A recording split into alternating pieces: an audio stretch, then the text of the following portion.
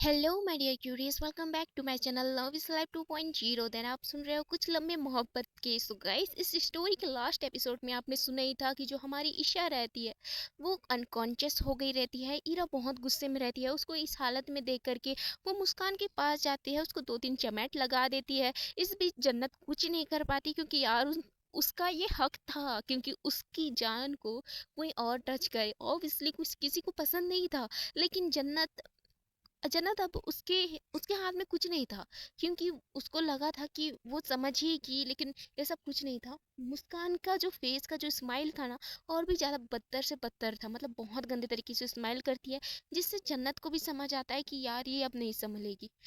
मैं एक ऐसे इंसान को संभालने का ट्राई कर रही थी जिसको जिसको समझने में कोई इंटरेस्ट ही नहीं है। वो तो पागल हो गई है, साइको के जैसे वो बिहेव कर रही है।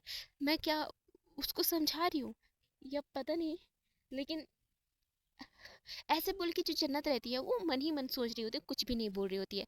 जो हमारी ईरा रहती है उसको दो तीन चम्मच लगाने के बाद उसका गला पकड़ते हुए बोलती है, मेरी जान को कुछ भी हुआ, आई स्वेयर मैं तुम्हें जिंदा नहीं छोड़ूंगी, चाहे तुम कहीं भी रहो, मैं तुम्हें मार दूंगी। ऐसे बोल के जो हीरा रहती है उसे दीवार के सहारे खड़ा करके उसका गला दबाई रहती है। जिस चीज को देख करके हमारी जो मिशा रहती है और पायल दी और नैना भी उसके पास जाते हैं, उसका हाथ पकड़ के बोलते हैं, इरा इरा रिलैक्स, इरा ये सब अभी मत करो, कि ये सब हम बाद में देख लेंगे, अभी हमें ईशा को अपने साथ ले जाना चाहिए। ओके, ऐसे बोल के ईरा को समझाते हैं। ईरा भी समझ जाती है और कुछ भी नहीं बोलती है, बस वो गुस्से से मुस्कान की साइड देख रही होती है। और उसकी स्माइल को जब मुस्कान दे की स्माइल को देख करके ना ईरा को इतना ज्यादा गुस्सा आ रहा होता है, उसे इतना ज्यादा चिढ़ सी मच रही होती है कि उसे पता नहीं।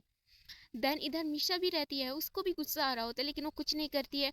और वो जो हमारी पायल दी रहती है अपनी सिस्टर को अपनी गोदी में ले लेती है, और वहां से ये सभी निकल जाते हैं। इनके पीछे जन्नत भी चली जाती है। इस बीच वहां भी मुस्कान ही अकेली खड़ी रहती है, उसके साथ एक लड़की थी, वो भी खड़ी रहती है, जिसमें मुस्कान का पूरा सपोर्ट किया था उस लड़की ने। वो ठीक है, वो दोनों वहीं पे खड़ी रहते हैं।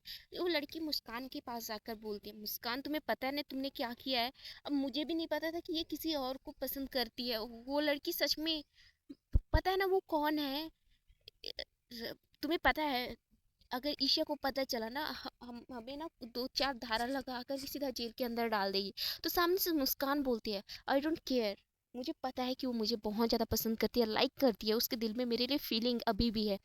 जब उसे पता चलेगा मैं उसके क्लोज आई थी, उससे प्यार करती हूँ, तो ऑब्वियसली वो मेरे पास आएगी। तुम चिंता क्यों कर रही हो यार, वो मुझे बहुत ज़्यादा पसंद करती है। ऐसे बोल के वो साइको तरीके से स्माइल करके उस लड़की को बोल रही होती है। वो लड़की भी कुछ टाइम के लिए हैरान हो जाती है मुस्कान के इस तरीके का बिहेवियर देख करके, उसे अजीब सा लग रहा होता है। वो बोलती है, मुस्कान तुम अपना ध्यान रख, मैं जा रही हूँ, एक्चुअली मुझे काम है। ऐसे बोल के वो लड़की भी वहां से 9 2 11 हो जाती है। मुस्कान को इन चीज़ों से कुछ भी नहीं पड़ी रहती है, वो तो बस स्माइल कर रही होती है और बोल रही होती, मुझे बस तुम्हारा वेट है मेरी जान। जब तुम्हें कल होश आएगा और तुम्हें पता चलेगा कि मैं तुम्हारी क्लोज आई थी, तो ऑब्वियसली तुम मुझे बहुत लाइक करोगी। तुम्हें पता ना, आई रियली लव यू यार। ऐसे बोल के वो पागल की तरह स्माइल कर रही होती है। कुछ टाइम के बाद पायल भी वहां से निकल जाती है, सॉरी मुस्कान भी वहां से निकल जाती है। पायल दी उसको सीधा अपने घर की साइड ले चलते हैं। इस बीच प्रिंस जो रहता है वो बोलता है, यार मैं डॉक्टर को कॉल करूं क्या? तो पायल उसके साइड गुस्से से देखकर बोलती है, पागल है, किसके पास कॉल करेगा, यहाँ पे दो दो डॉक्टर पड़े हैं। ओके, मेरी सिस्टर के लिए हम हैं। और वैसे भी अगर घर पे किसी को पता चला ना इसके साथ ये सब हुआ है, तो मुझे नहीं पता कि हमारे साथ क्या होगा। इस बीच हमें ईरा के साइड दिखाया जाता है। ईरा जो रहती है अपनी ईशा को अपनी गोद में लेकर के सुलाई रहती है।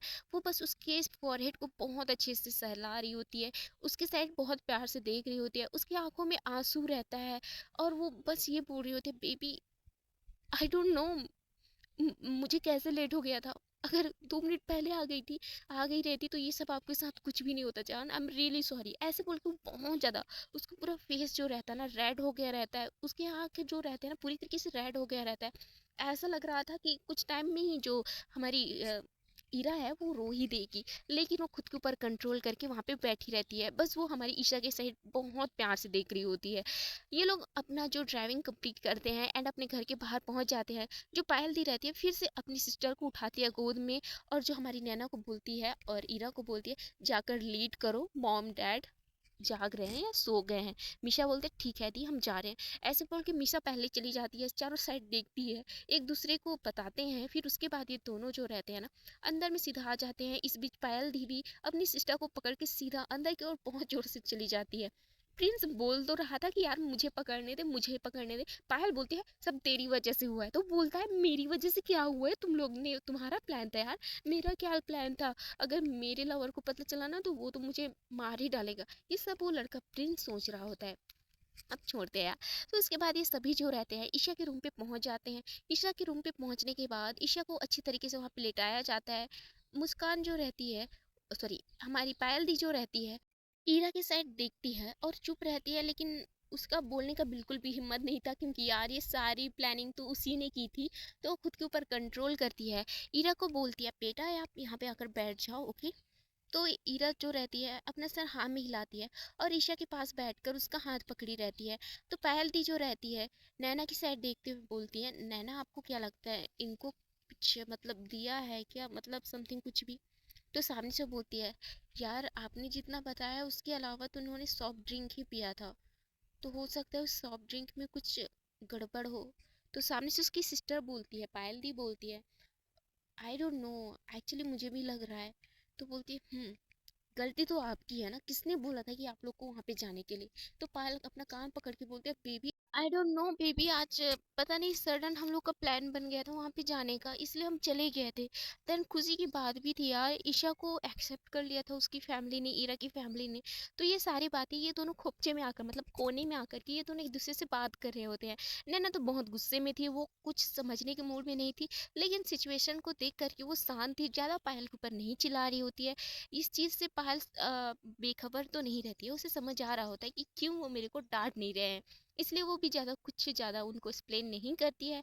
वो बस बोलती है baby I promise next time से ऐसा कुछ भी नहीं है, कुछ भी नहीं होगा, आई स्वेयर। ऐसे बोल के अपनी लव को बोल रही होती है। एंड दूसरे साइड जो प्रिंस रहता है वो बोलता है यार तुम लोग अपना ध्यान रखना, मैं जा रहा हूँ, अगर उनको पता चला ना तो मेरा स्यापा हो जाना है। तो बोलती है ठीक है जाओ।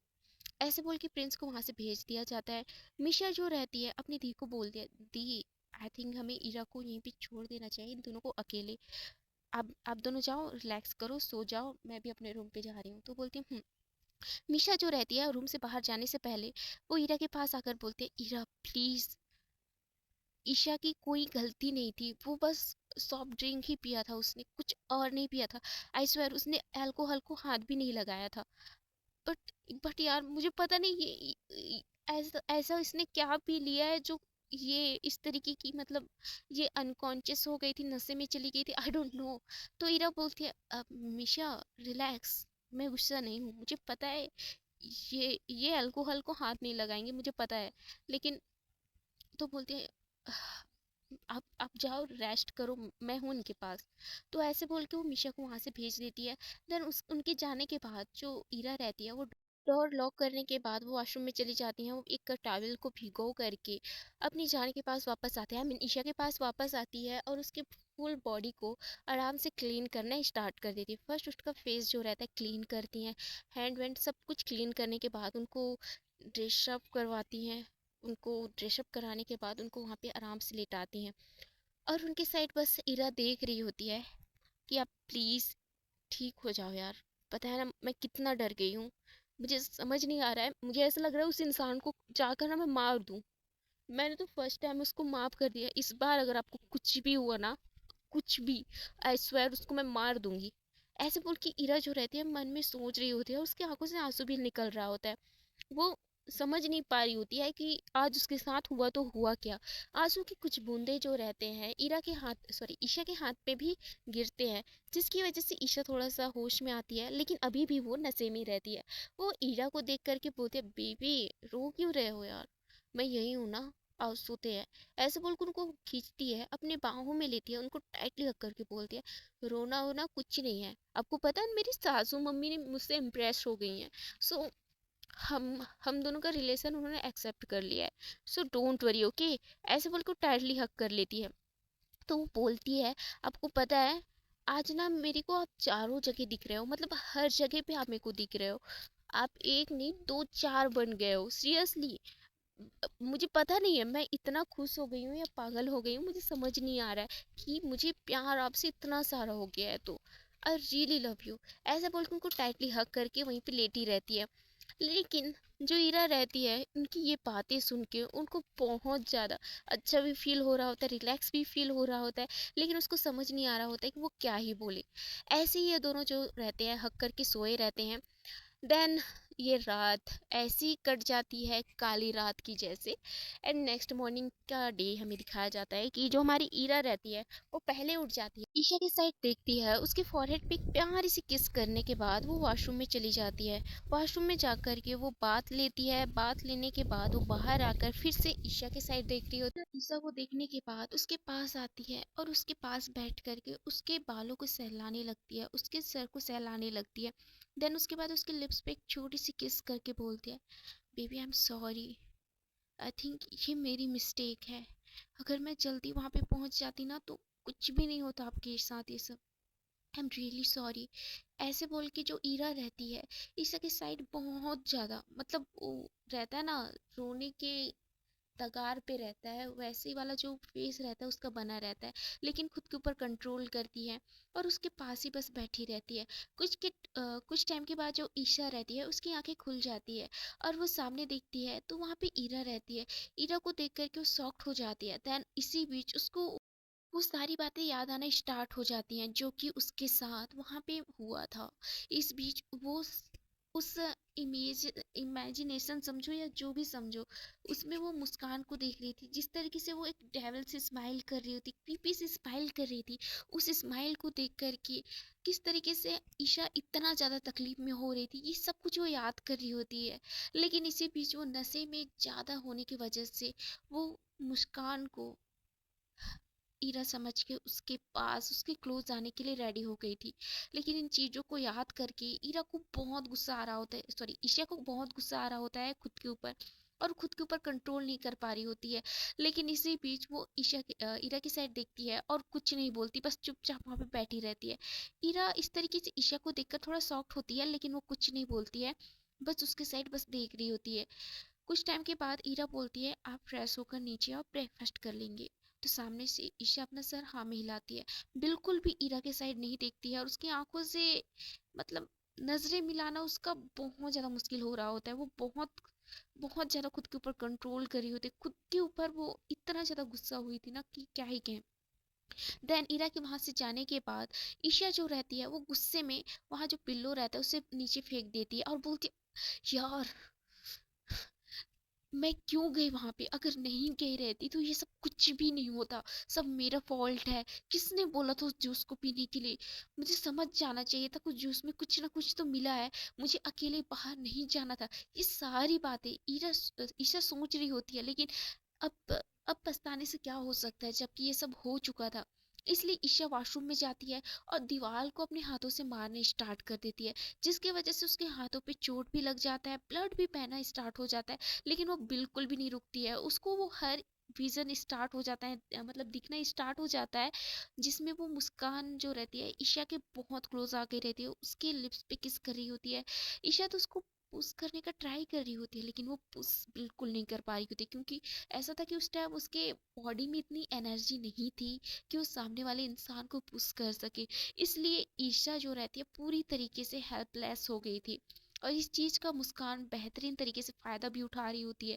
इसी बीच जो ईशा के बाहर मतलब वॉशरूम के बाहर नॉक नॉक होता है, तो ईशा बोलते हैं, 1 सेकेंड, मैं वॉशरूम में हूँ, मैं फ्रेश होने के बाद आ रही हूँ। तो सामने से ईरा बोलती है, आप बहुत टाइम से वॉशरूम में हो, तो प्लीज जल्दी बाहर आ जाओ। तो ईशा बोलती है, हाँ।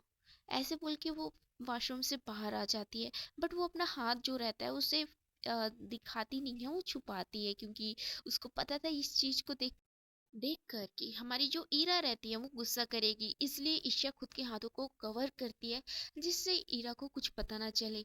वो वॉशरूम से बाहर निकलती है और बोलती है, वो I am sorry, actually fresh हो रही थी, एंड बस ऐसे बोल के वो बस उससे नजरें फेर रही होती है, दूर होने का ट्राई हो रही कर रही होती है, लेकिन इस चीज को ईरा बहुत बखूबी समझ रही होती है।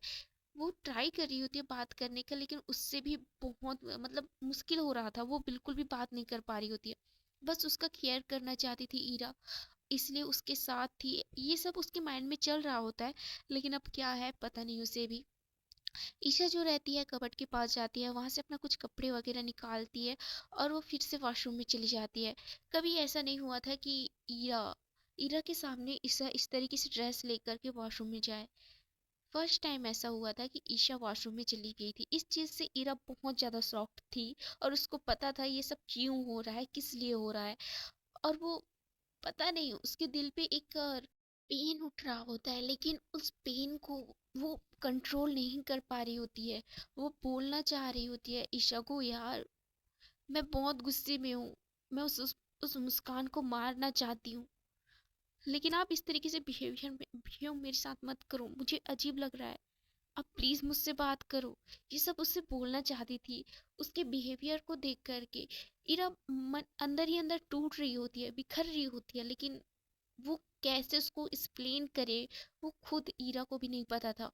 कुछ टाइम के बाद जो ईशा रहती है वॉशरूम से बाहर आ जाती है। वॉशरूम से बाहर आने के बाद बोलती है आई एम रेडी, तो चले। ऐसे बोल के वो ईरा की साइड देखती है, तो ईरा जो रहती है कुछ नहीं बोलती, अपना सर हाँ में हिलाती है। इसके बाद ये दोनों जो रहते हैं ब्रेकफास्ट के लिए नीचे चले जाते हैं। वहाँ पे ज़्यादा लोग नहीं रहते हैं, मॉम जो रहती है वो बाहर चली गई थी, लाइक किटी पार्टी इनसाइड जो रहता है उसके लिए वो बाहर चली गई थी। एंड उनके जो डैड रहते हैं वो अपने काम के लिए वहाँ से निकल चुके रहते हैं अपने हॉस्पिटल। वहाँ पे doctor Naina, Priya, sorry doctor Naina, Payal and Misha रहती हैं, जिनको देख कर के वो शॉक्ड थी। लेकिन उन्हीं के साथ में हमारी ईरा की छोटी सिस्टर भी वहाँ पे आ जाती है और बोलती है सॉरी गाइस, एक्चुअली अभी मेरी नींद खुली थी इसलिए। तो सभी बोलते हैं इट्स ओके, बैठ जाओ। इसके बाद ये सभी जो रहते हैं साथ में बैठ कर के ब्रेकफास्ट कर रहे होते हैं। इसी बीच जो हमारी ईरा की नज़र ईशा के ऊपर फिर से पड़ती है। ईशा बिल्कुल भी कुछ नहीं खा रही होती है, जिससे देख करके पायल जो रहती है वो बोलती है ईशा कुछ हुआ है क्या, तू तू कुछ खा क्यों नहीं रही है, खा ले, तबीयत ठीक नहीं है ना तेरा, तू तू कर क्या रही है। ऐसे बोल के वो बोल रही होती है, लेकिन सामने से ईशा बोलती है हाँ दी, खा तो रही हूँ, बस ऐसा लग रहा है मेरा टमी फुल हो गया है, सो आई कांट ईट। तो बोलती क्या मतलब है तेरा, हाँ खा ले चुपचाप, देख ले कुछ मतलब मेरे हाथों से ना दो तीन चपेट खा जाना है तुम्हें। तो सामने से ये बोल रही होती है, तो सामने से ईशा बोलती है अरे हिति ऐसी कोई बात नहीं है, मैंने बोला ना मेरा टमी फुल हो गया है इसलिए मुझे कुछ खाने का मन नहीं कर रहा है। आप एक काम कर लो, आप लोग खा लो, मैं ऊपर जा रही हूँ, थोड़ा सा मुझे रेस्ट करना है। ऐसे बोल के ऊपर चली जाती है। सभी एक दूसरे के साथ देख रहे होते हैं, लेकिन कोई कुछ नहीं बोल पाता है ईशा को। ईशा के जाने के बाद पायल जो रहती है ईरा को बोलती है ईरा इट्स माय फॉल्ट, मेरी गलती की वजह से वो वहां पे गई थी, बट मुझे सीरियसली नहीं पता था ये सब वहां पे होगा। आई डोंट नो, मैंने इतना ज्यादा किसी भी चीज पे फोकस नहीं किया। उसने सच में ड्रिंक वगैरह कुछ नहीं किया था। आई डोंट नो उसे इतना ज्यादा नशा कैसे हो गया और वो किस टाइम वहां पे चली गई। हमें तो लग रहा था कि वॉशरूम चली गई है, बट मुझे नहीं पता। प्लीज ईशा को छोड़कर मत जाओ। मुझे पता है तुमने जो जो कुछ भी देखा है उसकी वजह से आप गुस्सा होगे, बट ऐसा कुछ नहीं है। मेरी सिस्टर किसी को चीट नहीं करती है, और जिससे वो प्यार करे उसे चीट करना तो इम्पॉसिबल है, प्लीज। तो सामने से ईरा बोलती है दी रिलैक्स, मैं गुस्सा नहीं हूँ, मुझे गिल्ट हो रहा है खुद के ऊपर। अगर मैं कुछ टाइम पहले वहां पे चली गई रहती ना तो ये सब कुछ नहीं होता। ये मुझसे नजर नहीं मिला रहे ना, तो ऐसा लग रहा है मेरा दिल फट जाएगा, अभी बाहर आ जाएगा। लेकिन मैं क्या कर सकती हूँ दी, बताओ ना मुझे। ये ये बर्दाश्त नहीं हो रहा है, मुझे बहुत पेन हो रहा है। वो मुझसे बात नहीं करते ना, तो तो मुझे दर्द हो रहा है, मेरे दिल पे बहुत पेन हो रहा है दी। ऐसे बोल के वो रोना रोना स्टार्ट कर देती है, जिस चीज को देख करके पायल बहुत ज्यादा सॉफ्ट हो जाती है। जो उसकी छोटी सिस्टर रहती है वो तो बहुत ही ज्यादा, वो अपनी दी के पास आकर बोलती है दी दी दी दी दी क्या कर रहे हो यार आप रो क्यों रहे हो, उनको कुछ भी नहीं हुआ है, वो ठीक है, आप इस तरीके से रोगे तो वो तो और भी ज्यादा टूट जाएंगी यार, आपको खुद को संभालना चाहिए। ऐसे बोल के अपनी सिस्टर को समझा रही होती है। लेकिन जो इरा रहती है वो तो कुछ भी समझने के मूड में नहीं थी क्योंकि उसे बहुत ज़्यादा पेन हो रहा होता है। हाँ, ईरा को इतना पेन हो रहा था ना कि ऐसा लग रहा था कि वो यहीं उसका दिल एक्सप्लोर कर जाए, फट जाए, ऐसा उसको पेन हो रहा होता है। क्योंकि गाइस हमारी ईरा जो रहती है ईशा को बहुत चाहती थी। जब उसका फर्स्ट टाइम उसको उसकी डायरी मिली थी, जिस डायरी में वो हर एक चीज उसको पता चल गया था, देन जिस तरीके से मुस्कान ने उसको चीट किया था, जिस तरीके एक छोटे से फ्रैंक के लिए किसी की लाइफ बर्बाद कर दिया गया था, इस चीज से पहले ही ईरा बहुत ज्यादा परेशान थी। साथ में ही उसे दिखाई दे रहा होता है कि नाइट में जिस तरीके से वो अचानक से डरना, वो चिल्लाना, ये सब कुछ उसे बहुत पेन दे रहा था। एंड सडन ये सब होना मुस्कान के साथ, इस चीज से ईरा बहुत ज्यादा फ्रस्ट्रेट हो गई थी। वो तो बहुत ज्यादा गुस्से में थी। उसका तो मन कर रहा था उसको जाकर मार दे, लेकिन ये सब वो नहीं कर पा रही थी। सो हे गाइस, देखते हैं कि इसके नेक्स्ट एपिसोड में क्या होता है, जानेंगे इसके नेक्स्ट एपिसोड में। Okay then, thank you so much, love you all, bye bye.